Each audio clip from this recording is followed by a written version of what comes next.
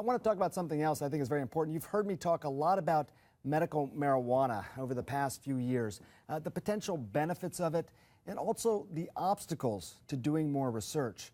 Well, as we investigated this, we found that there's another group of outlawed drugs out there that are also generating new interest among a growing number of doctors. Now, some of these drugs include things like MDMA, also known as ecstasy, also LSD.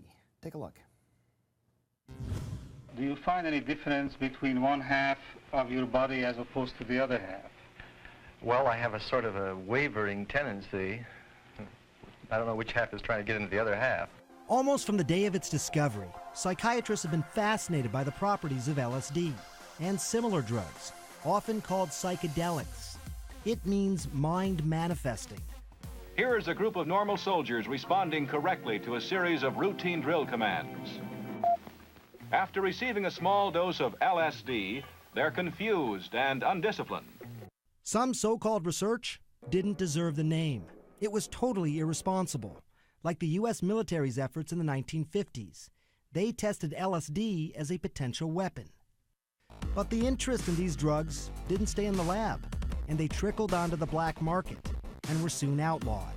The pattern repeated itself with MDMA in the 1980s, which had picked up the nickname ecstasy.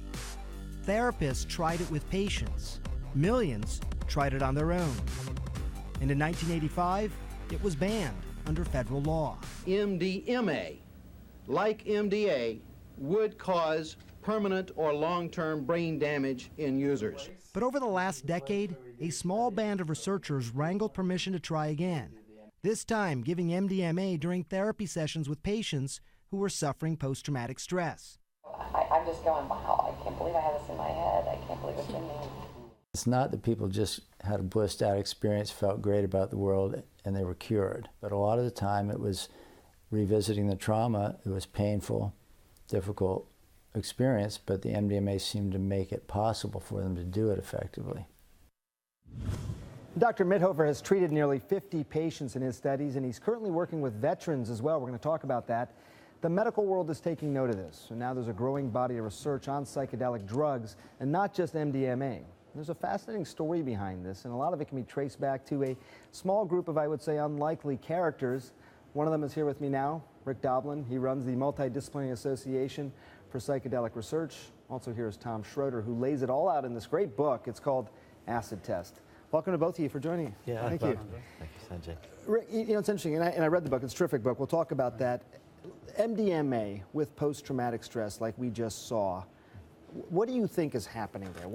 Do you have an idea on what the mechanism or how you would describe what's happening in the brain? Yeah, MDMA reduces activity in the amygdala, where fear is processed, and it increases activity in the frontal cortex, where people put things in association and context. So people are able to look at traumatic memories, the fear is reduced, and then they're able to separate out that it was happening then and not now, and then they don't have to be triggered so much when they have the memories. And so if they're going through counseling, for example, it could make that counseling more effective. They're not as paralyzed, if you will, by the memories that are being brought up? Yeah, we're saying that MDMA itself is not the medicine, it's MDMA-assisted psychotherapy. And there is other research, right? I mean, as much as we're talking about this, historical research, including some of it done in the Army, as we saw there in the clip we just watched, some of it's crazy to watch. Some of that footage, it just looks nuts. But did we learn something from that that we're now applying? Absolutely. I mean, from the time that Albert Hoffman discovered LSD and started sending it around to labs around the world, it became the most studied psychoactive drugs in history. And it was considered to be extraordinarily promising. You know, I think one study in the 50s called it of utmost value to psychotherapy.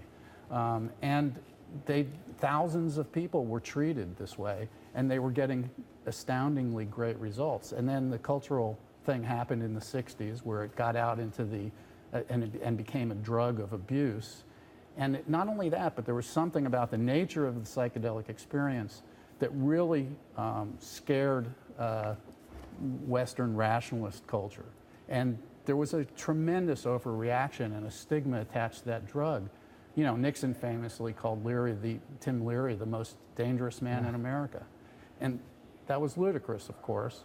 I know, Rick, you've been doing this for a long time. Yeah. Do you have worries? Do you have concerns, dangers that you think, really, some people can go both ways on this. Some people can underplay the dangers, some people can overplay it. What are the dangers?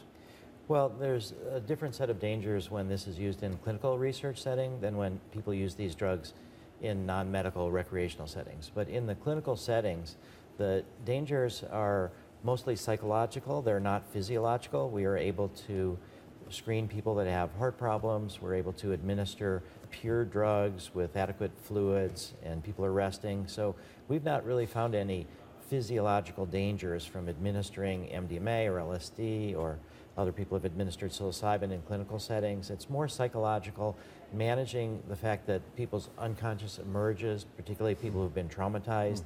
They need a lot of support, both during the experience and then afterwards. We call everybody on the phone every day for a week just to check in with them. We have weekly non-drug psychotherapy between the MDMA sessions, which occur 3 to 5 weeks apart. We track people 2 months and up to a year after their treatment. So I think that from the FDA's risk analysis perspective, that the benefits outweigh the risks. Look, facts matter, and I thank you both for presenting those facts. Yeah. Thanks for being here. We'll keep on it. Thank you for helping us present them. Sure.